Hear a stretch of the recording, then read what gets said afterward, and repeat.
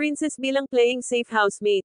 Sa pagbubukas ng episode na ito ng Buzz Pinas, isang pangalan ang paulit-ulit na binabanggit ng mga manunood at nagiging sentro ng usapan sa social media. Kilala siya bilang isa sa mga pinakatahimik pero pinakamisteryosong housemate ngayong season. At dahil sa sobrang controlled na kilos niya, marami ang nagtatanong, si Princess ba ay natural na reserve, o ito ba ay malinaw na strategy ng isang playing safe housemate?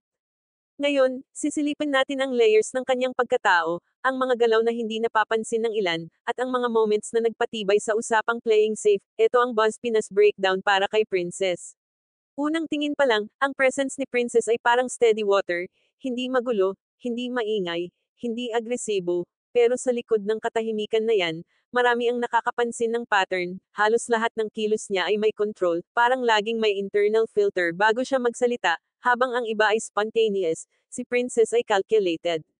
Sa mga unang linggo pa lang, kapansin-pansin ang pag-iwas niya sa anumang conflict, kapag may tensyon sa grupo, hindi siya pumupwesto sa isang side, hindi rin siya nagiging spokesperson ng isang opinyon, she stays in the middle, hindi nakikisawsaw, hindi rin umaatras ng sobra, at dahil dito, ang perception ng viewers ay nagiging malinaw, Princess is playing safe. Pero bakit nga ba ganito ang galaw niya? Possible bang ito ay natural na ugali?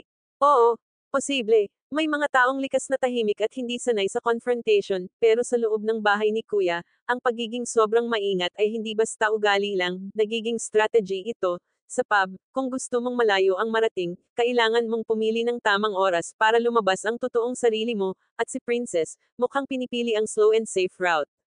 Mapapansin natin ang kanyang mga sagot sa conversations, palaging neutral, palaging may pag-iwas sa posisyon na pwedeng pagmulan ng isyo, kung may nag-aaway, hindi siya nagtatake ng stand, kung may conflict, hindi siya nagiging voice of reason pero hindi rin siya nagiging silent bystander, nasa gitna lang siya, present, pero hindi involved, aware, pero hindi vocal. Ito ang uri ng safe play na mahirap basagin.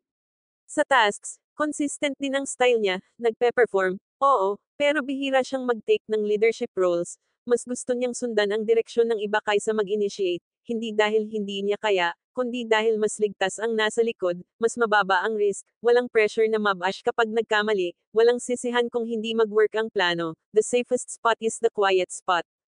Pero ang malaking tanong, epektibo ba ang playing safe sa mata ng tao?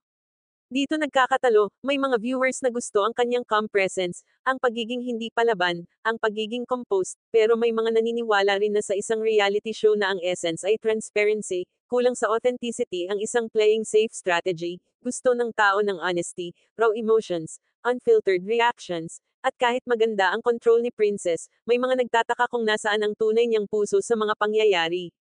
Sa mga pagkakataong kailangan niyang maglabas ng opinion, hindi pa rin siya fully nagbabukas, laging may cushion, laging may balance, laging may pag-iwas na makasakit ng kahit sino, at dahil dito, dama-dami ang nagsasabi na hindi nila makita kung sino ba talaga si Princess beyond her calm exterior.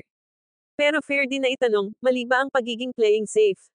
Hindi naman, sa totoo lang, this is one of the smartest ways to survive the early game. Fewer conflicts mean fewer enemies mean fewer nominations, at sa totoo lang, maraming big winners ang nagsimula bilang tahimik at safe players. Ang dilema kay Princess ay simple, gaano katagal tatagal ang strategy niya. Dahil habang lumalalim ang kompetisyon, mas lumalakas ang demand ng viewers na makita ang tunay mong pagkatao, at kung masyadong matagal ang safe play, baka isipin ng tao na wala siyang ibinibigay sa kwento. At dito papasok ang turning point, Princess can either continue playing safe, or she can slowly reveal her true emotional depth, dahil may potential siya, may maturity, may composure, pero kailangan niyang ipakita na meron din siyang conviction, vulnerability, at stand. Sa ngayon, siya ang classic example ng housemate na mahirap basahin, at yan ang dahilan kung bakit pinag-uusapan siya, ang pagiging playing safe ay pwedeng weakness, pero pwede ring strategy na magpapalayo sa kanya sa kompetisyon. Ang tanong na lang hanggang saan dadalhin ni Princess ang katahimikan na matagal niyang ginagamit bilang shield. At kailan niya ipapakita ang totoong laman ng kanyang kwento. Yan ang dapat abangan sa susunod na linggo sa loob ng bahay ni Kuya. Ito ang Buzz Pinas, magbabalik kami para sa susunod pang update sa kwento ni Princess at sa lahat ng nag-iinit na eksena sa Pub Club 2.0.